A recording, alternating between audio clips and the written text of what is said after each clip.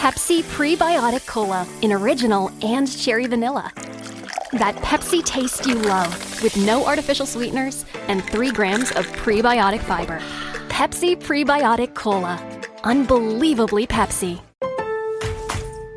Introducing Home Care Plus, a new subscription service from Lowe's that helps make life easier by giving members a hand with home maintenance. Let Lowe's tackle the tasks you keep meaning to do, like electric dryer vent cleaning, replacing hard-to-reach light bulbs, and more. Subscribe to Home Care Plus for just $99 a year and consider your to-do list done. Members get more at Lowe's. Available in select zip codes only. Cancel anytime. Non-refundable fee. Product purchase required. Terms and service restrictions apply. Details at lowes.com/terms. Subject to change. Let the Record Show with Judge Richard Weinberg, Suffolk County Republican Committee Chairman Jesse Garcia, and essayist and commentator Eric Levine on the Red Apple Podcast Network. Welcome back to Let the Record Show with Chairman Jesse Garcia of the Republican Party. Jesse is the Vice Chair of the New York State Republican Party, as well as being the County Chair of the Suffolk County Republican Party. With us is our co-host, noted attorney, commentator, and essayist Eric Levine. And I'm Judge Weinberg, and I'm delighted and pleased to have a good friend, a great lawyer, a great counselor, one of the best trial lawyers in New York and probably the country, my friend Mark Zauderer. Mark, welcome to the show. Thank you. Good to be with you. And Eric, do I remember you or your namesake 40 years ago? I think you do, actually. I think you do. Okay. It's a long time. I'm glad I could reconnect you, gentlemen. So okay. let me say this about Mark Zauderer. Not only is he a noted attorney and one of the great trial lawyers, but he is a go-to person as an advisor to many distinguished senior judges and great judges in the history of the state of New York. He's been a member of or helped run many study groups, commissions with the New York judiciary. Additionally, he's a leader of bar associations, including the Federal Bar Association. And I know him because when I was sitting on the bench and he was doing a very famous case involving the Astor situation, I used to see him in front of 100 Center Street all the time, and we always had the opportunity to chat. But Mark decided that he was going to write a book, and the name of the book is called Counsel, The Courtroom is Open.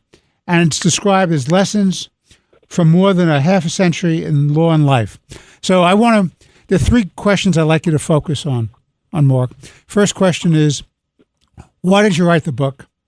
2, what are the lessons you have for law and life? And what concerns you most about the future of the legal profession and, in fact, of a lawful society here in the United States? So I turn it over to you. Why did you write the book, Mark? Well, thanks for asking. It's kind of interesting. I think the idea first came up 25 years ago.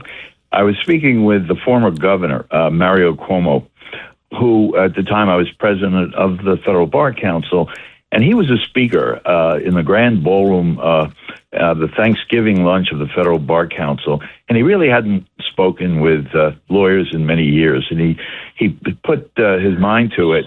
He began to draft a speech, and he went back and forth with me. How is this? Is it too serious, too political, too long? And we spent some time on it. I gave him some suggestions, and then he turned to me, and he spent about an hour asking me about my own life. And at the end of that, he said, "Mark, why don't you write your autobiography?" And I was flattered, but didn't think twice about it till about 2 years ago when my grown son, Daniel, said, "Dad, why don't you write your autobiography?" Somehow the idea resonated, and I said I would do it.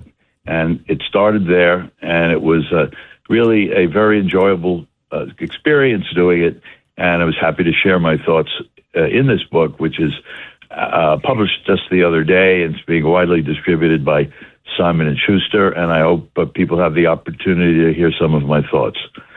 I think your second question was, remind me.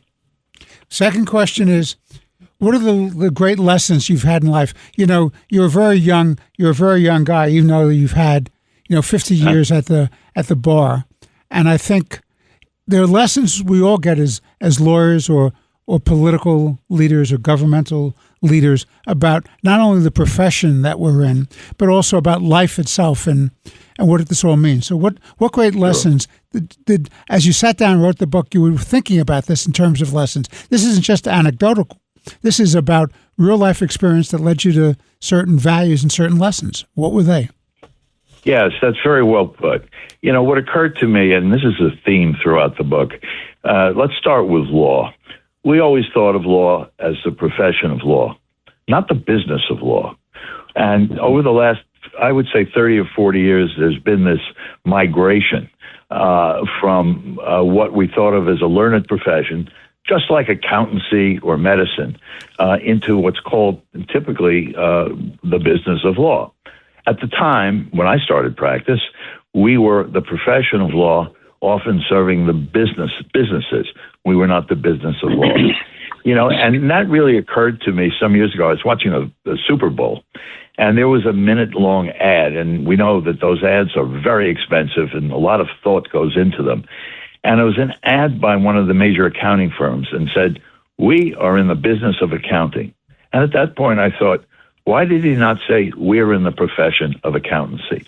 And the book talks about some of the factors in society that have detracted, I think, from the legitimate image of the learned professions. We are the inheritors of what was once a guild system, where professionals were called the learned professions. I mean, the word was right in there. And in law in particular, I have a chapter on that in the book, which is, what has happened to law firms? A number of things have come into confluence that have produced that change, and it's not been all for the better in society, in my opinion. I'm wondering if someday we're going to be the business of medicine. Every profession will no longer have that appellation. So, a couple of things have happened in New York and major cities since I began practicing law. Law firms were once homegrown institutions. The major firms that we know today were typically in one city. In New York City, for example, which had major law firms serving particularly the financial community. And over time, several things happened. One, I think, the rise of the focus on what we call the profession still, I think, in investment banking firms.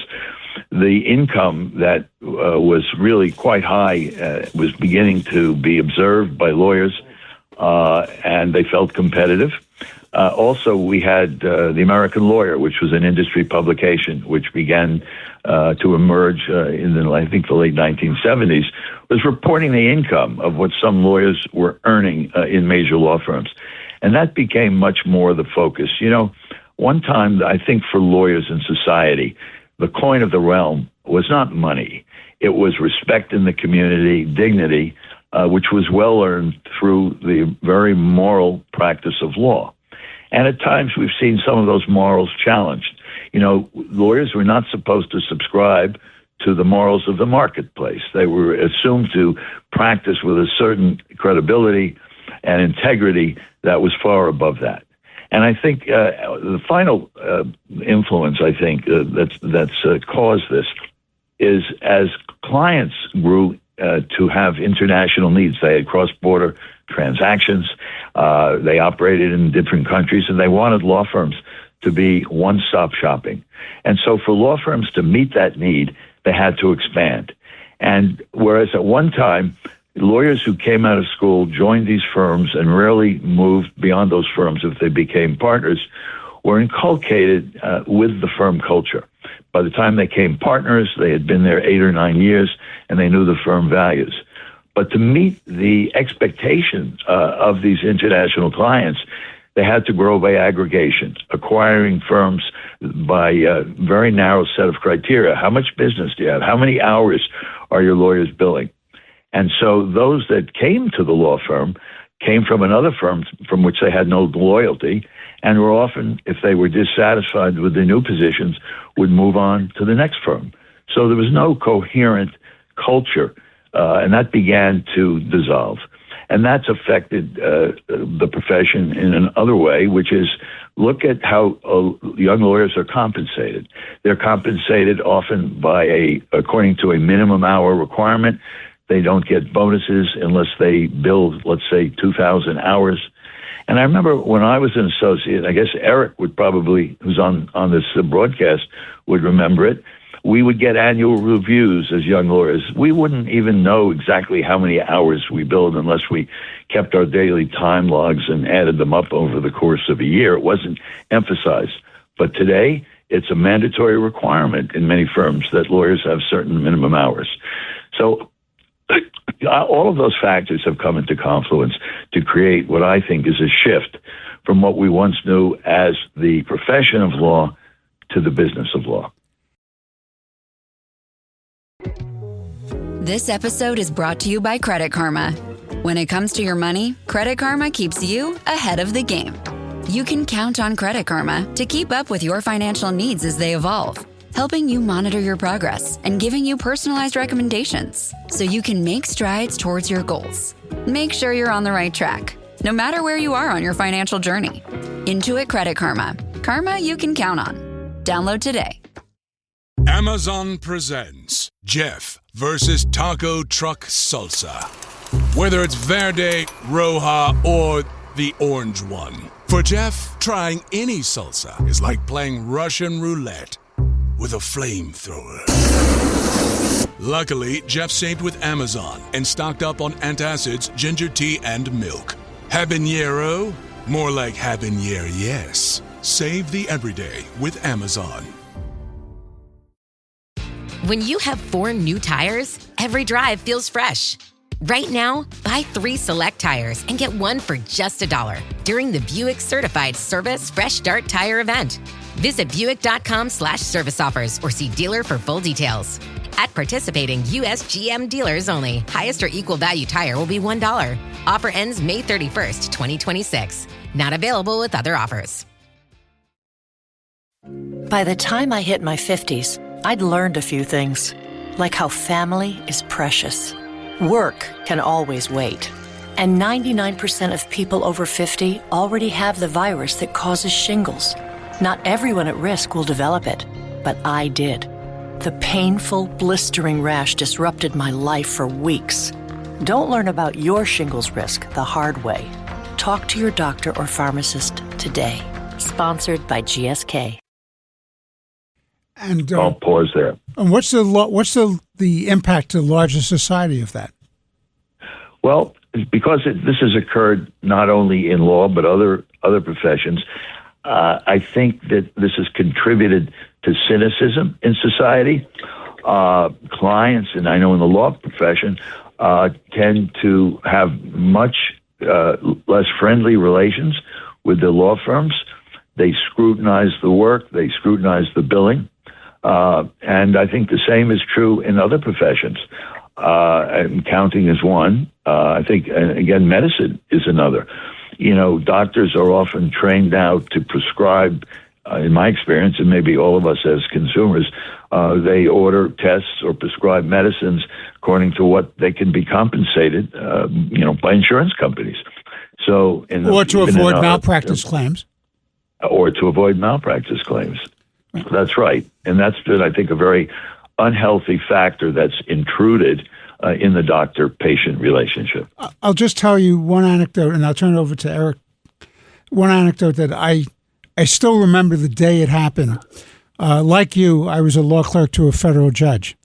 And I was in the U.S. District Court for the Eastern District of New York. And my judge was Judge Henry Bramwell, who had been both a state Supreme Court justice and later a U.S. District Court judge.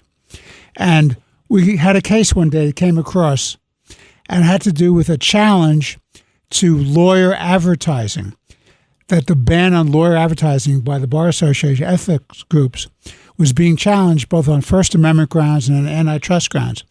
And I did the research with the judge, and he asked me what I think. I said, I think this is going to be a winning challenge to the ability of the bar associations to ban lawyer advertising. And the judge looked at me and he said, Richard, he said, that will be absolutely awful. Lawyer advertising will be the death of this profession. Your thoughts on that, Mark, and I'll turn it over to Eric. Yeah, I would punctuate that point. I think it's excellent. You know, all we have to do is think about think about the last time you were on a bus or a subway train, and you looked up and you see the advertising in many different languages. Now, the idea originally was I think a healthy one, that bar associations were accused of price fixing in many situations. Lawyers were charged a fixed fee, as recommended by the Bar Association, so nobody could compete for a client at a lower cost, so to speak. But the side effects of that, as I think you're suggesting, have been reprehensible in many cases. You see lawyers advertising on television, chasing clients. They try to be careful not to make what we call actionable misrepresentations about their skills, but they say, well, we have billions of dollars verdicts, and they have in fine print on the bottom of the ad, past results are no guarantee of future results. But it's pretty obvious to anybody who has surveyed the situation and has been around for decades that the trust that was once there has really been eliminated, and this is a competitive business for lawyers, and I don't think it's healthy for the consumer. Eric. Yeah, so, Mark, I agree with everything you were saying in terms of going from a profession to a business. I think it's important for listeners to understand the evolution of this. If you go back, I guess up until maybe the 1980s, before then, really many of the large firms were Catholic firms, Jewish firms, WASPy firms, Irish firms, and the Irish firms didn't hire the Jews, and the Jews didn't hire the Catholics, and the Catholics didn't hire the WASPs. So everybody was in their own lanes. And then eventually, people started looking at it and say, maybe we really shouldn't be segregated in this way. And we have to start cross-fertilizing. We want the best talent. And it became much more of a meritocracy. So many of these firms, once you were in a firm, assuming you hit some certain minimum requirements, eventually it was like a fraternity. I mean, they're just primarily male. They're fraternities, and you eventually became a partner, and then your kind of life was set. But as these barriers came down and people were hiring, and these firms were hiring, hiring women, hiring blacks, hiring Catholics, hiring Jews, and those barriers came down, it went from a fraternity to a business. It became strictly a meritocracy, and that's good and it's bad. We all support meritocracy. People should be rewarded for their contributions and their successes and their achievements, not the color of their skins, not their races, not their religions, but there's a consequence of that. And so these things turned from fraternities into businesses, into bottom lines, and now you have this 2,000 hours. I remember that very well. In my first job at a law school, I was working in one of the large firms. You had to have certain minimum requirement if you wanted to get a bonus. But now it's gone too far, and this is what I would like you to comment on. It's gone from a meritocracy. It's gone from the fraternity to the meritocracy, but now it's going back to we look for Catholics, we look for blacks, we look for women, we look for trans. The ABA has played a large part of this. It's a very left-wing organization, and it fosters and encourages law firms to adopt diversity, equity, and inclusion agenda, which in my opinion are unconstitutional, racist, and anti-Semitic. But they encourage law firms to have a certain number of blacks, a certain number of women, a certain number of trans, and to have DEI. And I think that's the next evolution, or we're in the middle of that evolution, which is clearly for the worse. I was just wondering if you'd comment on that. Sure. Well, there's a lot to unpack there. And I think in many things in life, several things could be true at once. I think on the positive side, what you've just very, very well described in the evolution of democracy in law firms has had a healthy aspect. At least it did some years ago. I remember, coming out of law school and hearing the names of some of these firms, white shoe firms, that I said I could probably never get a job there. Many people assumed that, and many people either had difficulty getting jobs there, or if they were associates, certainly had a difficult time becoming a partner there. Some years ago, I represented a major law firm, whose name you would know, I prefer not to say it, in a $500 million malpractice suit. And I had known the name of that firm coming out of law school. This is decades later. And I met with the management committee of 5 people, and 3 of the 5 were Jewish. Now, that never would have happened before. I never would have thought that was the case, but it was. On the other hand, I think we've seen the difficulty melting or merging what you're referring to as really a more democratic meritocracy with what have been challenged as preferences. And many have suggested that in the effort to achieve democracy, standards have been compromised. I mean, that's a major issue in society, not only in law firms, but in universities, in public corporations. So, this is the complication that I think we're facing in society, and some argue the balance is not being struck the right way. Well, Mark, I think people should read this book because this is a great book. I started reading it the other night. There's some interesting chapters in there that I knew a little bit about. I was paying attention to it. The name of the book is called Counsel. The Courtroom is Open. It's lessons from more than a half a century in law and life. It's written by my friend, one of the great trial lawyers of our country, Mark Zauderer. It's being published by Simon Schuster. Mark, if people want to get this book, how do they get it? Yes, thank you. It's being very widely distributed. You can go on Amazon, Counsel, The Courtroom is Open, or Mark Zauderer, Target, and all the major retailers. I'll be doing some book signings, including on Barnes & Noble on Fifth Avenue in New York in May. And I would just like to say, this was one of the inspirations, the author's profits from this book are being donated to Grassroots Grocery. It's a not-for-profit founded by my son that distributes food to those in need in the Bronx, in New York City. And so I was very proud and privileged to do that. And I thank you for bringing attention to this book. I think you'll enjoy it. It's not just a story of cases, but it has my thoughts and questions about many of the issues that you've just asked me about on this program. I thank you for doing that. Well, once again, on behalf of Chairman Garcia, Eric Levine, and myself, we want to thank you, Mark, for joining us. The name of the book, again, is Counsel. The Courtroom is Open. It's written by a distinguished attorney and leader of the bar, Mark Zauderer. Zauderer is spelled Zauderer. It's available at Amazon. There'll be book signings at Barnes & Noble. Mark, thank you for joining us today on Let the Record Show. And to our audience, Jesse Garcia, our distinguished chairman of the Republican Party, noted attorney, commentator and essayist Eric Levine, and myself, Judge Richard Weinberg, want to thank you for listening. We look forward to being with you next week. And once again, God bless you, God bless your families, and of course, God bless America. Thank you for listening.